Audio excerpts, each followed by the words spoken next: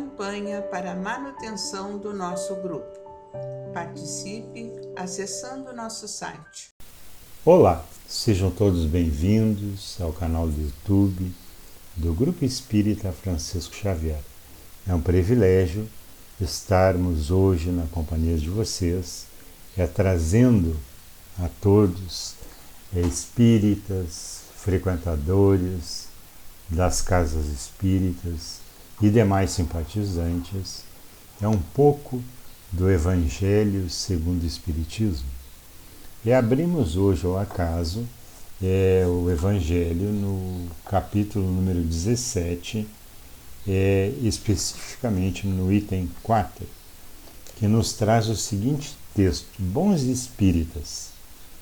Bem compreendido, sobretudo bem sentido, o Espiritismo leva a resultados acima expostos, que caracterizam o verdadeiro espírita como um cristão verdadeiro, pois que um o mesmo é que outro.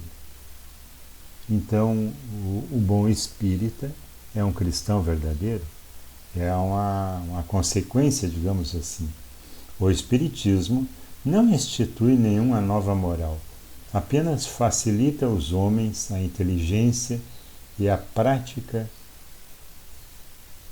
do Cristo, facultando fé inabalável e esclarecida aos que duvidam ou vacilam.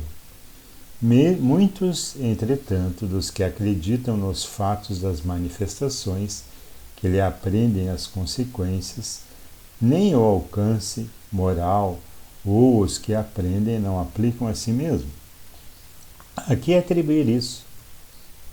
A alguma falta de clareza da doutrina? Não, pois que ela não contém alegorias nem figuras que possam dar falsas interpretações. A clareza é uma de suas essências mesmo, e é de onde vem toda a força, porque a faz ir direto à inteligência, caso nada tenha de misteriosa, e seus iniciados não se acham de posse de qualquer segredo oculto ao vulgo. Será então necessário para compreendê-la uma inteligência fora do comum? Não, tanto que há homens de notória capacidade que não a compreendem, ao passo que inteligências vulgares, moços mesmos, apenas saídos da adolescência, ele aprende com admirável precisão os mais delicados matizes. Provém isso de que a parte, por assim dizer, material da ciência somente requer olhos que observam, enquanto a parte essencial exige um certo grau de sensibilidade, a que se pode chamar de maturidade do senso moral? Maturidade que independe da idade ou do grau de instrução, porque é peculiar ao desenvolvimento no sentido especial do espírito encarnado? Alguns ainda muitos tenazes são os laços da matéria que permitem que o espírito se desprenda das coisas da terra, e a névoa que os envolve tiram-lhes a visão do infinito, donde resulta não romperem facilmente os pendores, nem os seus hábitos, não percebendo haja qualquer coisa melhor do que aquilo de que são dotados. Tem a crença nos espíritos como um fato simples, mas que nada ou bem pouco lhes modifica as tendências instintivas. Nenhuma palavra não divisam mais do que um raio de luz, insuficiente a guiá-los e a facultar uma vigorosa aspiração capaz de lhes sobrepujar as inclinações. Atém-se mais aos fenômenos do que à moral, que lhes afigura sediça e monótona. Pedem aos espíritos que incessantemente os iniciem nos novos mistérios, sem procurar saber se já se tornaram dignos de penetrar nos arcanos do Criador. esses espíritas imperfeitos, alguns dos quais ficam no meio do caminho, ou se afastam de seus irmãos de crenças, porque recuam ante a obrigação de reformarem-se, ou então guardam suas simpatias para os que lhes compartilham das fraquezas ou das prevenções. Contudo, a aceitação dos princípios da doutrina é um primeiro passo que lhes tornará fácil o segundo noutra existência. Já temos aqui então um bom trecho do texto para a gente reflexionar um pouquinho.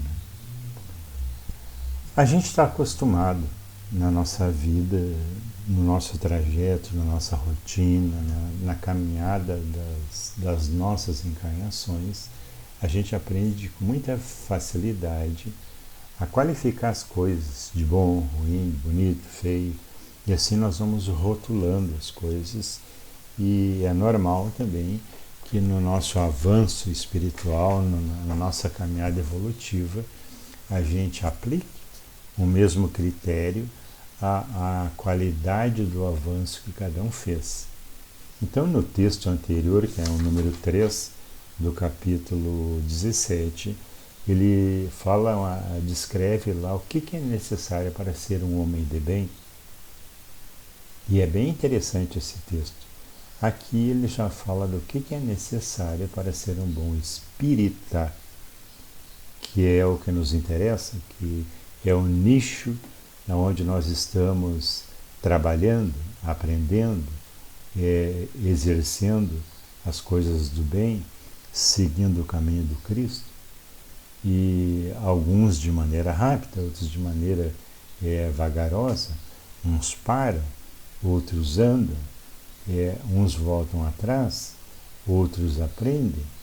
E nesse exercício, nesse ir e vir, a amiga dor nos ensina a nos mover cada vez mais. E é interessante que nesse exercício nós vamos então percebendo algumas coisas.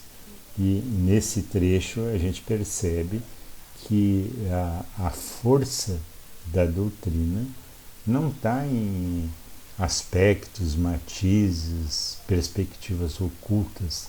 Ela é bem clara e simples, a linguagem simples. E essa clareza e essa simplicidade atingem o nosso raciocínio, a nossa inteligência com um certo rigor. Mas só isso não basta para a gente entender o que a doutrina nos ensina.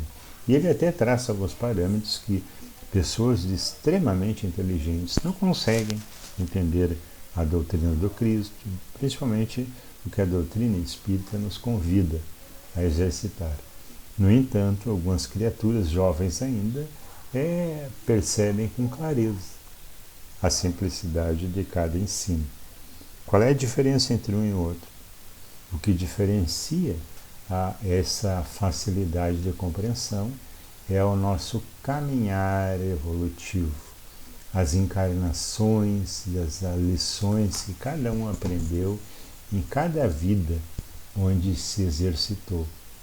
Aí desperta em nós uma coisa, não é inteligência, é uma percepção. À medida em que nós passamos a deixar de nos ver, de nos perceber como centro do universo, como essa visão egocentrista que a gente tem, inclusive de Deus, e passamos a nos abrir para a infinitude do universo fora de nós.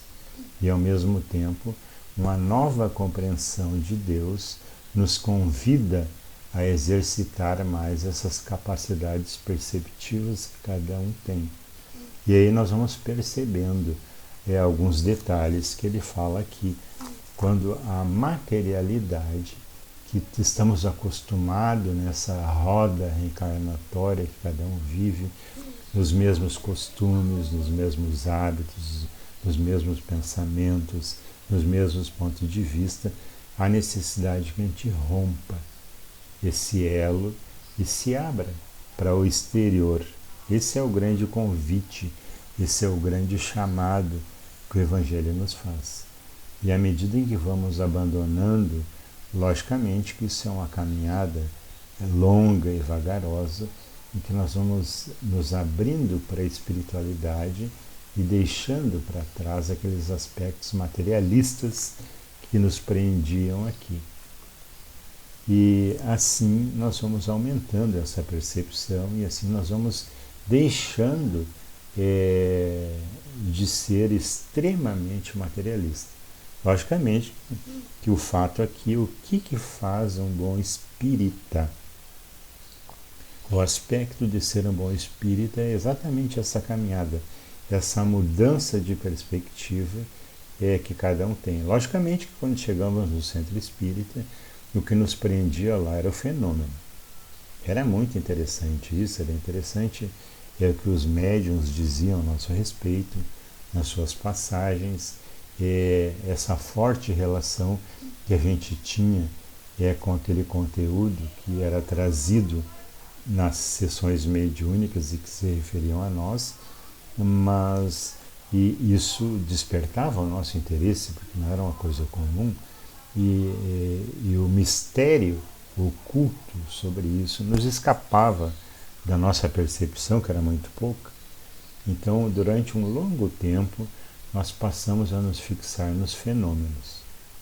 E à medida que fomos entendendo como os fenômenos funcionavam, à medida que passamos a expor o nosso conhecimento, a nossa rotina, a nossa vivência, as luzes do Evangelho, e gradativamente as coisas foram se abrindo nas nossas vidas, fomos tendo grandes sacadas, como por exemplo, o que antes a gente atribuía a Deus a culpa do nosso sofrimento, aos outros a culpa do nosso sofrimento, já temos a clareza para perceber que a responsabilidade de sofrer é nossa. E que cada um colhe o que planta, que cada um traz em si uma escolha e que cada um paga a benécia ou o preço negativo das escolhas que faz. Isso vai nos trazendo mais clareza e mais maturidade. Algumas pessoas fazem essa caminhada tranquilamente. Nós, como já somos cristalizados em alguns hábitos, demoramos um pouco mais e devagarinho as coisas vão se esclarecendo. Devagarinho a névoa da materialidade vai deixando de existir e nós começamos a prestar atenção que existem algumas coisas mais além do fenômeno.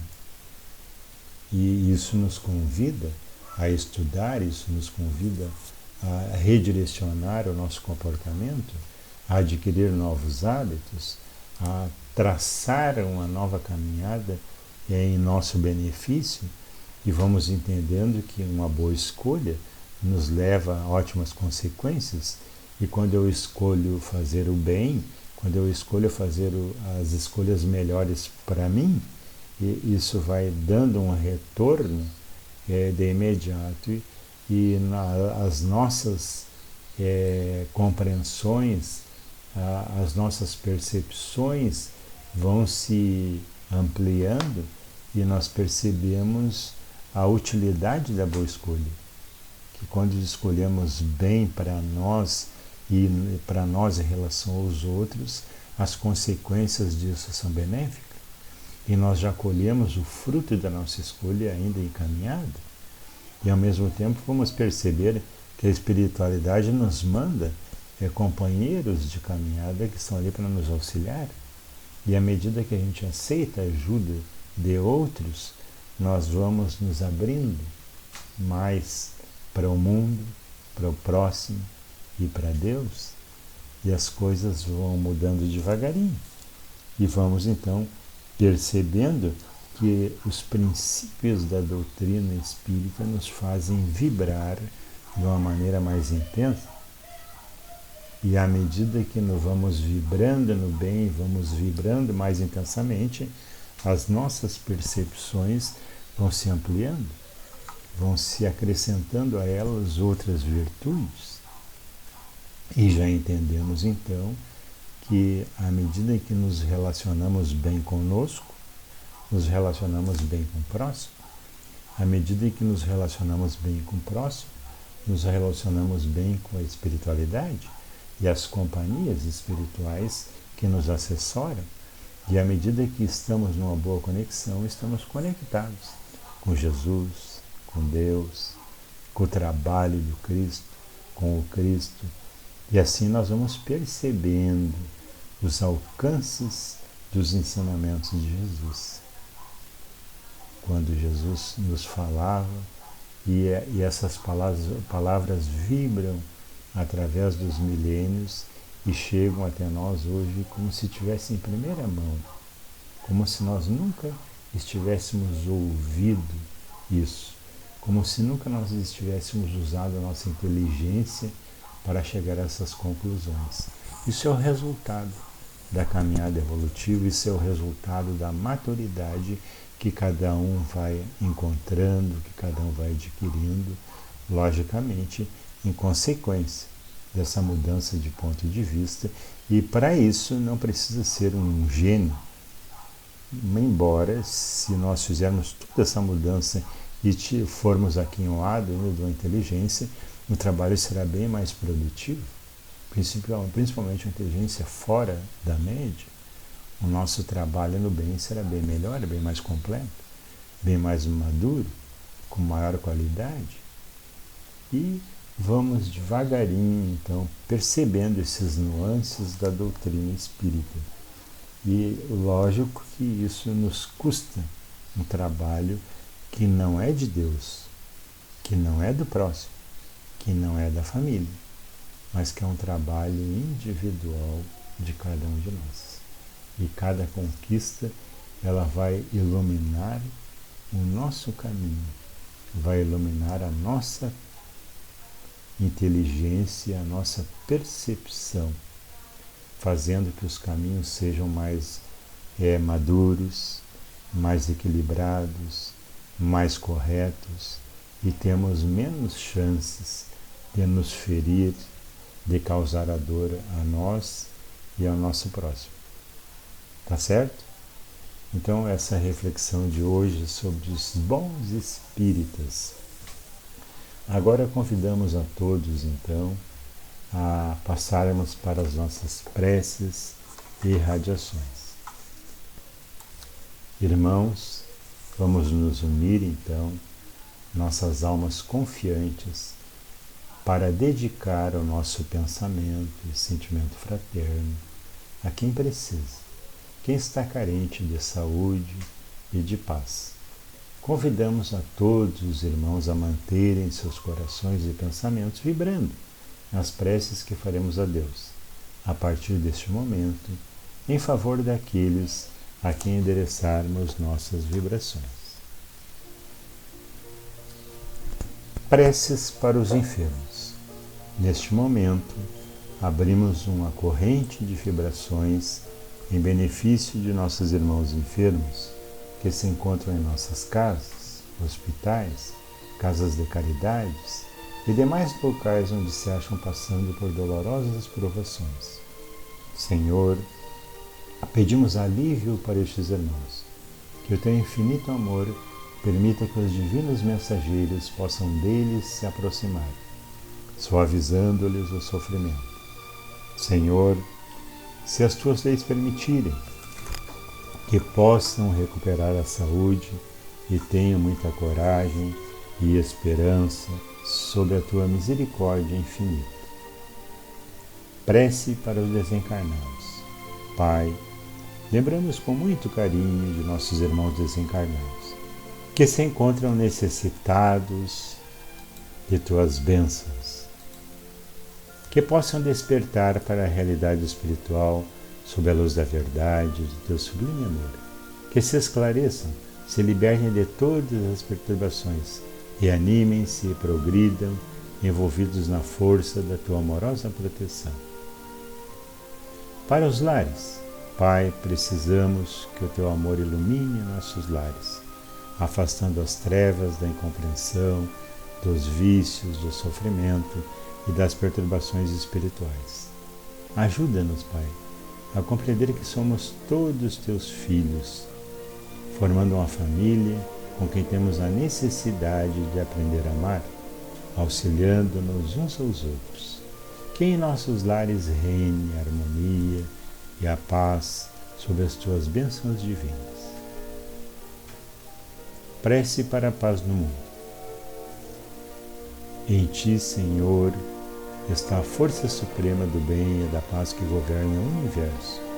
Abençoa os dirigentes de todas as nações, especialmente os do nosso país, que saibam governar bem sob a tua proteção no sentido da ordem e da fraternidade universal. Para encerrarmos então, Senhor, te damos graças por esses momentos felizes, pela assistência amorosa dos bons espíritos. Abençoa-nos, seja feita a tua vontade e despede-nos na tua paz. Que assim seja. Um abraço fraterno a todos e até a próxima oportunidade. Campanha para a manutenção do nosso grupo. Participe acessando nosso site